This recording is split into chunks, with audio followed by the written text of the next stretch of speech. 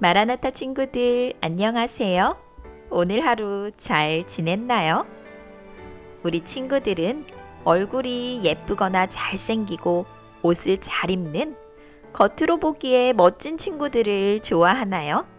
친절하게 행동하고 아름다운 말을 하는 마음이 예쁜 친구를 좋아하나요? 우리 하나님은 어떤 친구들을 더 좋아하실까요? 오늘의 이야기 시작하겠습니다. 빛을 전한 사람들 4권 9장 기름 부음을 받은 다윗입니다. 예루살렘으로부터 남쪽으로 얼마 멀지 않은 곳에 베들레헴이라는 마을이 있었습니다. 베들레헴은 푸른 언덕 위에 자리 잡은 작은 마을입니다. 언덕 아래로는 초원이 있었고 초원 너머로는 끝없이 펼쳐진 광야가 있었습니다. 초원에는 양들이 풀을 뜯고 있었습니다. 양을 치는 목동들은 자기 양들과 다른 양들이 섞이지 않도록 주의해서 지켜보았습니다. 목동들은 하루 종일 양을 돌보며 심심한 시간을 보내기 위해 두세 명이 모여 이야기꽃을 피우기도 하고 게임을 하기도 했습니다. 그렇게 양을 돌보다 보면 하루 해가 다 갑니다. 해가 질 무렵이면 목동은 휘파람을 세게 불어 양을 불렀습니다. 목동의 휘파람 소리를 듣고 모이는 양이 있는가 하면 여전히 풀을 뜯느라 정신없는 양도 많았습니다. 그러면 목동은 양을 부르기 위해 소리를 지릅니다. 와! 와! 와! 하지만 어떤 양들은 아직도 풀을 뜯느라 정신이 없습니다. 그러면 이제 양모리개들이 흩어져 있는 양을 가운데로 모읍니다. 양들은 개가 무서워서 매! 매! 소리를 지릅니다. 그러면서 목동 주변으로 모여듭니다. 그러면 목동은 양들을 이끌고 양우리로 향합니다. 그렇게 하루가 지나갑니다. 베들레헴에 이세라는 부유한 사람이 살았습니다. 그에게는 여러 아들이 있었고 수많은 양이 있었습니다. 이세는 아들들에게 양을 분배해 돌보도록 했습니다. 하지만 형들은 언제나 막내 동생 다윗에게 양을 다 맡겨놓고 놀러 다닐 때가 많았습니다. 그러면 다윗은 형들의 양까지 도맡아 넓은 들판으로 가 양들을 돌보곤 했습니다. 다윗에게는 물매와 지팡이 그리고 수금이 있었습니다. 양들이 푸른 들판에서 풀을 뜯고 있으면 다윗은 올리브 나무 아래 앉아 수금을 타며 시를 짓곤 했습니다. 오늘도 다윗은 어김없이 이른 아침부터 양을 몰고 푸른 초원으로 향합니다. 다윗이 지팡이로 땅을 2번 두드리자 양들이 일제히 매! 매! 하며 다윗을 따라가기 시작합니다. 30분 넘게 걸어 다윗은 푸른 초원에 도착했습니다. 초원을 만난 양들은 신이 나서 제각기 풀을 뜯기 시작합니다. 어린 양들은 배가 고프지도 않은지 뛰어노느라 정신이 없습니다. 다윗은 양들이 풀을 뜯는 곳을 가만히 살펴보았습니다. 혹시 독초가 있지 않은지 주변을 살펴본 다윗은 올리브 나무 아래에 자리를 잡고 수금을 타기 시작합니다. 그런데 수금을 타기 시작한 지 얼마 지나지 않아 저 멀리 양들이 매! 매! 소리를 지르며 도망 다니는 모습이 보였습니다. 늑대가 나타난 것입니다. 이스라엘 초원에는 종종 늑대들이 나타나 양을 잡아먹곤 했습니다. 다윗은 물매를 들고 늑대가 있는 곳으로 재빨리 달려갔습니다. 늑대는 아직도 양을 쫓아다니느라 여념이 없습니다. 다윗은 자세를 잡고 물매를 돌렸습니다. 휙! 돌이 날아 늑대의 발 앞에 떨어졌습니다. 깜짝 놀란 늑대는 슬그머니 도망을 갑니다. 양들은 다시 평화로이 풀을 뜯기 시작합니다. 이렇게 맹수가 나타나면 다윗은 물매를 던져 맹수를 쫓아내곤 했습니다. 그러던 어느 날이었습니다. 하나님께서 사무엘에게 말씀하셨습니다. 너는 베들레헴으로 가서 이새의 아들 중 내가 찾는 젊은이에게 기름을 부으라. 내가 그를 이스라엘의 왕으로 선택하였노라. 사무엘은 두려운 마음이 들었습니다. 이 소식을 사울이 듣게 되면 자신의 생명이 위태로워지기 때문입니다. 하지만 하나님의 명령에 따라 사무엘은 베들레헴으로 향했습니다. 대신 사람들에게는 베들레헴으로 제사를 지내러 간다고 알렸습니다. 어느덧 베들레헴에 도착했습니다. 이새의 집이 어디요? 사무엘은 지나가는 사람에게 물었습니다. 저 언덕 너머에 이새의 집이 있습니다. 큰 농장이 딸려 있으니 찾기가 쉬울 겁니다. 감사합니다. 저녁이 되어서야 사무엘은 이새의 집에 도착했습니다. 아버지! 아버지! 큰아들 엘리압이 이새를 불렀습니다. 무슨 일로 이리 호들갑이냐? 아버지! 지금 사무엘 선지자가 마당에 와 계십니다. 저희 집에서 제사를 드리신답니다. 뭐라고? 사무엘 선지자가 어디 있느냐? 얼른 가보자. 이새는 부랴부랴 마당으로 달려갔습니다. 사무엘은 사환과 함께 마당을 서성이고 있었습니다. 선지자님, 어서 오십시오. 이 누추한 곳까지 어쩐 일이십니까? 얼른 들어오셔서 함께 저녁 식사를 드시지요. 하하하하, 이리 환대해 주시니 정말 감사합니다.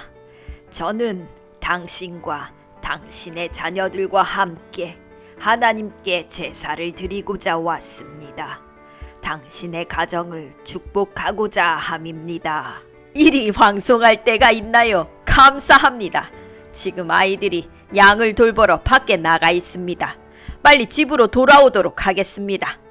이새는 시종을 시켜 자녀를 모두 불러들였습니다. 하지만 다윗은 남아서 양들을 돌보느라 참석하지 못하였습니다. 선지자님, 저의 자녀들입니다. 하나님께서 저희 가정에 많은 복을 주셨지요. 그렇군요. 이렇게 늠름하고 지혜로워 보이는 청년들은 어디서도 찾아보기 힘들 것입니다. 사무엘은 큰아들 엘리압을 보면서 속으로 기도했습니다. 하나님, 이 청년입니까? 매우 건장하고 지혜롭게 보이는 청년이군요. 하지만 하나님의 대답은 사무엘이 기대한 답과 달랐습니다. 그 용모와 신장을 보지 마라. 내가 보는 것은 사람과 같지 아니하니 사람은 외모를 보거니와 나 여호와는 중심을 보느니라. 사무엘은 둘째 아들을 보았습니다. 그도 역시 외모가 준수하였습니다. 하지만 이번에도 하나님은 아니라고 말씀하셨습니다. 그렇게 6 아들을 다 둘러보았지만 하나님은 모두 아니라고 말씀하셨습니다. 사무엘은 이새를 바라보며 또 다른 아들은 없습니까? 하고 물었습니다. 한 명의 아들이 더 있지만 그는 지금 초원에서 양을 돌보고 있습니다. 그래요. 그러면 빨리 그 아들을 불러들이시지요. 그 아이를 보기 전에는 제사를 드리지 않겠습니다. 이새는 얼른 시종을 시켜 다윗을 데려오도록 했습니다. 다윗이 헐레벌떡 달려옵니다. 얼마나 열심히 달려왔던지 아직도 얼굴에 땀이 송골송골 맺혀 있습니다. 저를 찾으셨다고요? 무슨 일이신가요? 다윗이 붉은 얼굴을 한 채로 아버지에게 물었습니다. 다윗, 사무엘 선지자님께 인사를 드리렴. 다윗은 깜짝 놀랐습니다. 사무엘 선지자에 대한 이야기는 많이 들어보았지만 실제로 보는 것은 처음이기 때문입니다. 안녕하세요, 선지자님. 이렇게 직접 뵙게 되어 영광입니다. 사무엘은 다윗을 보며 속으로 기도했습니다. 주님, 이 사람입니까? 그렇다. 이 사람이 내가 선택한 사람이다. 너는 다윗에게 기름을 부어 이스라엘의 왕으로 삼으라. 사무엘과 이새와 그의 아들들은 하나님께 감사의 제사를 드렸습니다. 제사의 연기가 하늘 높이 올라갔습니다. 제사가 끝난 뒤 이새는 사무엘을 위하여 잔치를 열었습니다. 잔치가 한참 준비될 때 사무엘은 다윗을 데리고 뒷마당으로 갔습니다. 뒷마당에는 아무도 없었습니다. 다윗, 하나님께서 너를 선택하셔서 이스라엘의 왕을 삼고자 하신다. 나는 내게 기름을 부을 것이다. 너는 이제 하나님의 뜻대로 행하여야 한다. 다윗은 깜짝 놀랐습니다. 왕이라니요? 저는 그럴 자격이 없습니다. 저는 너무 어립니다. 다윗, 이것은 하나님의 부르심이다. 우리는 하나님의 부르심에 순종해야 한단다.